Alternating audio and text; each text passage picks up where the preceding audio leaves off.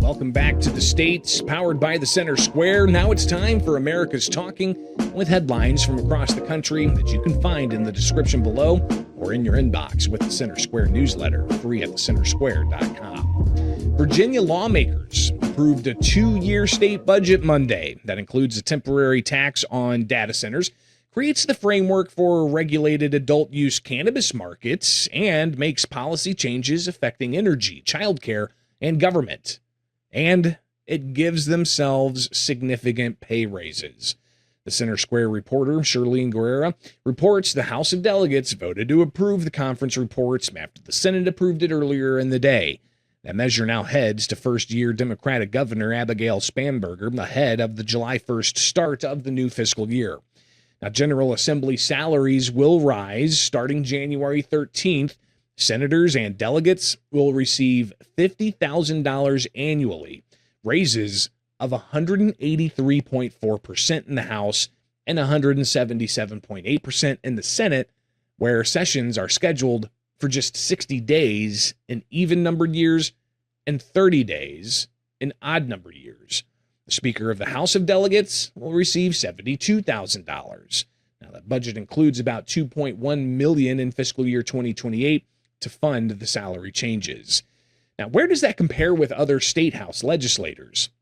Well, according to Ballotpedia, from data in 2024, New York topping that with $142,000 a year for those legislators. California, $132,700 a year. Pennsylvania, $110,000 a year. Illinois, before this new budget that starts July 1st goes into effect, was making $93,700 a year, but now Illinois' budget includes pay raises for the land of Lincoln, and legislators there are going to make over $100,000. Now, something else to consider, that's just the base salary. That does not include leadership positions in some of these states, nor does it include being appointed as chairman to certain committees, which can also bring stipends. And legislators across the country giving their legislators taxpayer funds for per diem to cover travel costs or food or lodging.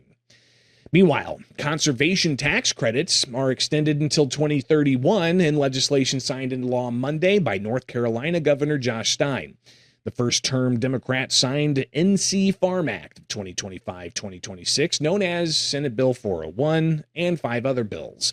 The Center Square managing editor Alan Wooten reports, as of Tuesday morning, only one bill remains on the governor's desk in the 10-day waiting period for action. The Farm Act makes a number of changes or tweaks to state law, including language pertaining to agricultural water, hog farms, equine, bovine, pest control, and liquid petroleum gas. The bill also strengthens felony punishment for larceny of ungathered crops. And in an effort to prepare for hotter, drier weather in the coming years, state officials are planning to use $268.9 million to pay for expanded water storage across California. The Center Square California reporter Madeline Shannon reports that money, which comes from 2 bonds California voters passed over the last 12 years, will allow for water service to 4.5 million homes every year. Governor Gavin Newsom's office announcing that. According to the Legislative Analyst Office, the Golden State voters approved $7.1 billion in new borrowing under the 2014 measure Proposition 1 to pay for water-related programs, followed by the 2024 measure Proposition 4. And that's just some of what America is talking about. Be sure to get these and other headlines at thecentersquare.com. From my studios in Central Illinois, I'm Greg Bishop. And join us back here Wednesday for more stories impacting you, the taxpayer, from all across the country, only with the States, powered by the Center Square.